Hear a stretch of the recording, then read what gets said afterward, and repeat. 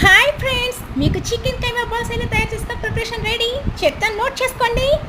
Chicken తీసుకొని కైమా చేసేసుకోండి. కైమా చేసుకున్న తర్వాత పసుపు, కారం, ఉప్పు, బ్రెడ్ పౌడర్, కార్న్ఫ్లేవర్, అల్లం వెల్లుల్లి పేస్ట్, గరం మసాలా ఇవి పక్కన పెట్టుకోండి. పెట్టేసుకున్న తర్వాత కైమా తీసుకొని కైమాలో కొంచెం సాల్ట్, టర్మరిక్, కారం, గరం మసాలా పౌడర్, అల్లం వెల్లుల్లి పేస్ట్, కార్న్ఫ్లేవర్ వేసి మిక్స్ చేసేసండి. మిక్స్ చేసి పక్కన పెట్టేసుకుని బ్రెడ్ పౌడర్ తీసుకొని బాల్స్ లాగా చేసుకొని ఆ బ్రెడ్ పౌడర్లోకి కొంచెం రౌండ్గా తిప్పేసుకొని ఆయిల్ వేసేసి డీప్ ఫ్రై చేయండి. డీప్ ఫ్రై చేసిన తర్వాత మంచిగా పక్కన తీసుకొని సోయా సాస్, చిల్లీ సాస్ వేసేసి కొత్తిమీర, కరివేపాకు, కొంచెం తెల్లపాలు చిన్న చిన్న ముక్కలు కట్ చేసుకొని వేసేసుకొని స్పైసీగా మీకు కావాలనుకున్నప్పుడు కొంచెం గరం మసాలా పైన వేసేసుకొని ఎమ్మిగా చికెన్ కైమా బాల్స్ రెడీ.